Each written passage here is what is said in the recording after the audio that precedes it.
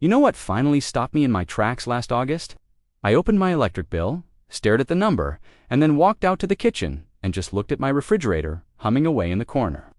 That machine runs every single day, all year, and I don't give it a second thought until it dies. And when it does die, you've got maybe 48 hours before everything inside it is garbage. All of it. Hundreds of dollars of food gone.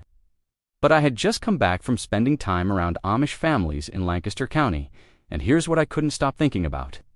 These people had shelves and shelves of food that had been sitting there for a year or more, and not one bit of it needed a single watt of electricity to stay good. And I'm standing in my kitchen wondering what exactly I've been missing. I'll be straight with you. I grew up thinking that refrigeration was just the way food storage worked. You buy groceries, you put them in the fridge, you eat them within a week, and then you go buy more. That's the whole system most of us live inside of, and it works until it doesn't. A power outage, a broken compressor, a supply chain problem, or just plain old rising grocery prices, and suddenly that system feels a lot more fragile than it ever did before. But when I started paying attention to how Amish families in Pennsylvania and Ohio managed their food, I realized I had been thinking about food storage completely backward, just like I had been thinking about pest control and soil completely backward. I was reacting to problems instead of designing a system that makes those problems irrelevant in the first place. What I'm going to walk you through today is exactly how they do it, step by step, with the specific methods, the reasoning behind each one, and the details you actually need to apply this yourself. And stay with me to the end, because I'll share a technique I picked up from an Amish woman in Lancaster County for preserving eggs without a single drop of refrigeration for up to a year that I had genuinely never seen anywhere before. The first thing you need to understand about how Amish families approach food storage is that it isn't a backup plan. It isn't a survival strategy for emergencies. It is just the way the household works, season after season, generation after generation. A large Amish family, and we're talking 8, 10, sometimes 12 people, sitting down to eat 3 times a day, cannot afford to run to a grocery store every few days. They plan for months at a time. They think about January in August. And that long-range thinking changes everything about how they handle food from the moment it comes out of the garden or off the farm. There's a phrase I heard more than once around Lancaster County that stuck with me. Lay it up right, and it keeps itself. That idea, that proper preservation is a one-time investment that pays dividends all year, is at the core of everything they do. If you don't have a hillside or a basement suitable for a full root cellar, a buried trash can or a buried wooden crate works for small-scale storage. You dig down below the frost line, set in a container lined with straw for insulation. Pack it with root vegetables surrounded by sand, and cover the top with a loose-fitting lid and a thick pile of straw mulch. Pull back the mulch, open the lid, and your carrots are still crisp in January. It's not elegant, but the physics are the same. Now, the root cellar handles fresh produce beautifully, but it doesn't solve the problem of everything else. Meat, fruit, vegetables that won't hold their raw form for months. Dairy. This is where canning comes in, and this is where the Amish approach really shows its depth. Canning day in an Amish household is not a quiet afternoon project. It is a serious operation, and in many communities, it's done communally. Women from neighboring families come together with their jars, their produce, and their knowledge, and they work through hundreds of jars in a single day. I've watched this happen, and it is something to see. A kitchen full of steam, rows of gleaming jars on every flat surface. The sound of lids popping as the seals form, and the particular satisfaction of watching a year's worth of food come together in a single long day. The Amish primarily use 2 canning methods, and understanding the difference between them matters for safety. And for what you can preserve with each water bath, canning is used for high-acid foods, which includes most fruits, jams, jellies, pickled vegetables, and tomatoes. The jars are filled with hot food, sealed with lids and rings, and submerged in boiling water at 212 degrees Fahrenheit for a specific processing time depending on what's inside and the size of the jar. That heat kills surface molds, yeasts, and most bacteria. And the vacuum seal that forms as the jar cools prevents anything new from getting in. Properly water bath canned food stays good at room temperature for a year, often longer. Pressure canning is required for lacid foods, which means everything that water bath canning cannot safely handle. Green beans, corn, meats, poultry, soups, stews. Lancid foods can harbor Clostridium botulinum, the bacterium responsible for botulism. And that organism is not destroyed by boiling water at 212 degrees. You need 240 degrees Fahrenheit to kill it, which is only achievable under pressure. A pressure canner raises the temperature inside the jars to that level. Processing times vary depending on the food and jar size, and the result is shelf-stable food that doesn't need refrigeration. Amish families pressure can chicken, beef, pork, venison, soups, and mixed vegetable dishes. A quart jar of canned chicken breast, properly processed, sits on a shelf in that root cellar or on a pantry shelf for a year or two and opens up fully cooked, tender, and safe to eat. When you understand this, the image of an Amish family feeding 12 people through a Pennsylvania winter without a trip to the grocery store stops seeming impossible and starts seeming completely rational.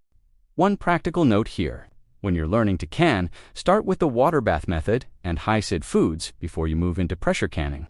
The water bath process is more forgiving, and it lets you develop a feel for the work before you're dealing with pressure gauges and processing times for meats. Once you're comfortable, get a quality pressure canner and invest the time in understanding the processing times for whatever you're preserving. The National Center for Home Food Preservation publishes tested recipes and processing times that are based on actual safety research, and they're freely available online. The Amish learned canning through apprenticeship, mother to daughter, grandmother to granddaughter. If you don't have that chain, the tested research is your equivalent. The third method is fermentation, and this one is older than canning by several centuries. Before there were pressure canners or even glass jars, there was salt in crockery, and the Amish have never stopped using them. Fermentation works on a beautifully simple principle. Certain beneficial bacteria, primarily Lactobacillus species, thrive in salty, aerobic environments and produce lactic acid as a byproduct of their activity. That lactic acid lowers the pH of whatever they're working in, creating conditions that are inhospitable to the pathogens that would otherwise spoil food. You're not killing bacteria with heat. You're creating an environment where the right bacteria outcompete everything harmful. Sauerkraut is the classic Amish ferment, and the process is almost absurdly simple when you see it done. You shred fresh cabbage, toss it with roughly 2% of its weight in non-iodized salt, and pack it tightly into a ceramic crock. The salt draws water out of the cabbage through osmosis, creating a natural brine. You press the cabbage down below that brine, place a weight on top to keep it submerged, cover the crock loosely to allow gas to escape, and then you walk away. Over the next 2 to 4 weeks, depending on temperature, the fermentation happens on its own. The result is sauerkraut that keeps in a cool cellar for months without any heat processing. And the lactic acid that makes it shelf-stable also makes it easier to digest and significantly more nutritious than raw cabbage. With higher concentrations of vitamin C and B vitamins produced by the fermentation process itself, Amish families also ferment cucumbers into genuine old-fashioned dill pickles, not vinegar pickles but brine ferments. They ferment turnips and beets, and green beans the same way. Each crock of fermented vegetables sitting in that root cellar is simultaneously food storage and a working culture of beneficial bacteria that keeps itself preserved. There are no modern ingredients involved, just cabbage or whatever vegetable, salt, water, a crock, and time. I started fermenting my own sauerkraut about 3 years ago, and I genuinely cannot explain why I waited so long. The flavor is in a completely different category from anything you buy at a store, and knowing it will hold through winter without refrigeration changes your relationship with your garden in a way that's hard to fully articulate until you experience it.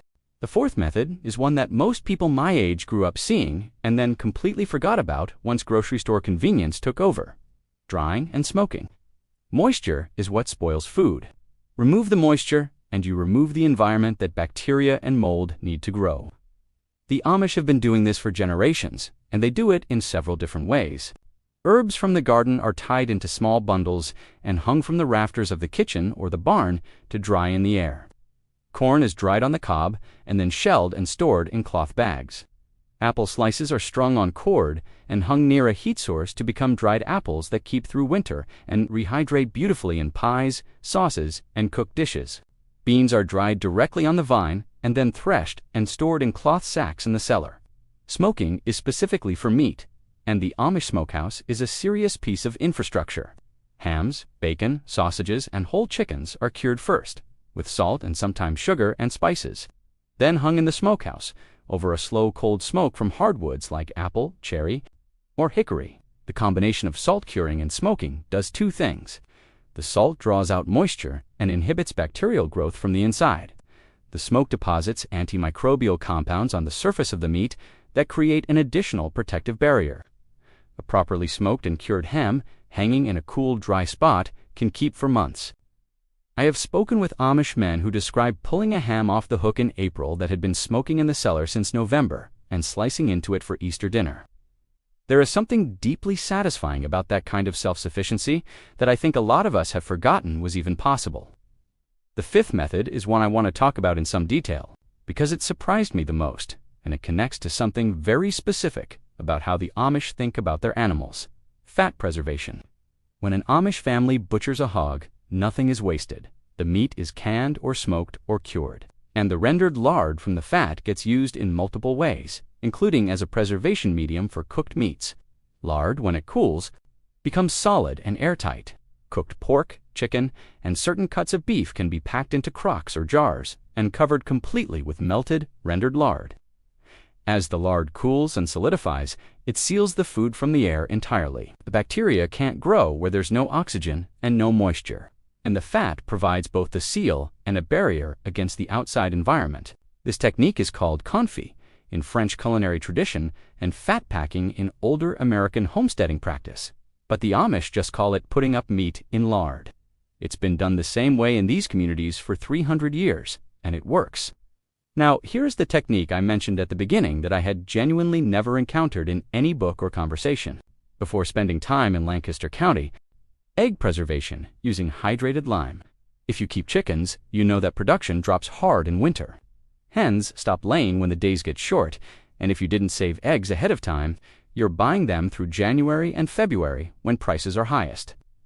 Amish families with laying hens solved this by preserving summer eggs all the way through winter using a method called water glassing. Hydrated lime, which is calcium hydroxide, is mixed with water at a ratio of roughly 1 ounce of lime per quart of water, fresh, unwashed eggs.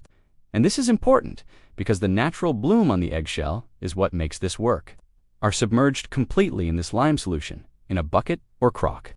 The alkaline environment raises the pH of the outer shell dramatically, filling the microscopic pores in the shell and preventing bacterial entry. Eggs kept this way in a cool cellar stay safe and edible for up to 9 months or longer. The first time this was explained to me, I was sitting in a kitchen in Lancaster County watching an older woman lower a wire basket of fresh eggs into a 5-gallon crock of lime water, like it was the most ordinary thing in the world. She told me her grandmother had taught her, and her grandmother had probably learned it from her grandmother. A chain of practical knowledge stretching back longer than any of us can trace. Passed down not because anyone decided to preserve tradition for its own sake, but because it worked then, and it works now just as well. I tried this the following summer with my own flock's eggs and pulled jars of perfectly good preserved eggs out of my cellar in February that I had put down the previous June. Scrambled just fine, tasted completely normal.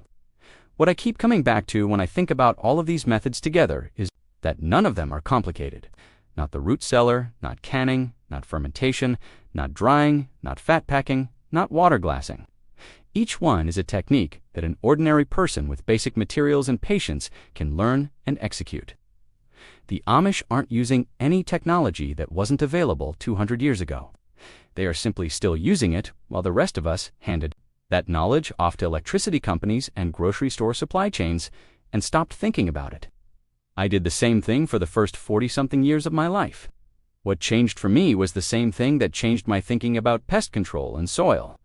I stopped seeing these traditional methods as primitive alternatives to modern convenience and started seeing them as mature systems that have been tested and refined for generations. Here are a few patterns I've noticed in how most of us handle food storage and how the Amish approach handles things differently. The first pattern is vying for 1 week at a time. Most of us shop weekly, store everything in a refrigerator or freezer, and start over. That system is completely dependent on electricity, consistent grocery store supply, and steady income. The Amish think in seasons and years. They put food up in summer and fall and live off it all winter. The second pattern is assuming preservation requires modern equipment. A pressure canner is not ancient technology, but a ceramic crock and salt are. Water glassing predates the American Revolution. The root cellar predates written history. These don't require electricity, they don't require a supply chain, and they don't require a credit card. The third pattern is treating food preservation as an emergency skill rather than a daily practice. Most preppers talk about food storage as something you do for worst-case scenarios. The Amish just call it how you feed your family. When it's woven into your normal seasonal rhythm, it stops being a project and becomes simply the way life works. And that shift, from emergency backup to ordinary rhythm, is probably the most Amish thing of all. These families aren't storing food because they're afraid of what's coming. They're doing it because their grandparents did it, and their grandparents did it well, and every jar sealed and every crock filled, and every basket of eggs lowered into lime water is a quiet act of continuity with something that has always worked. They're not chasing innovation. They're trusting what generations of careful observation have proven, and their shelves full of food in February, when the rest of us are navigating bare grocery store aisles, speak for themselves.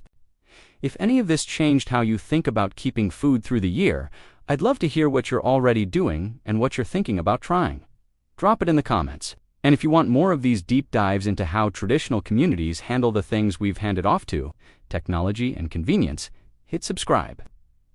I've got a lot more of these to share. Thanks for spending time with me today. I'll see you in the next one.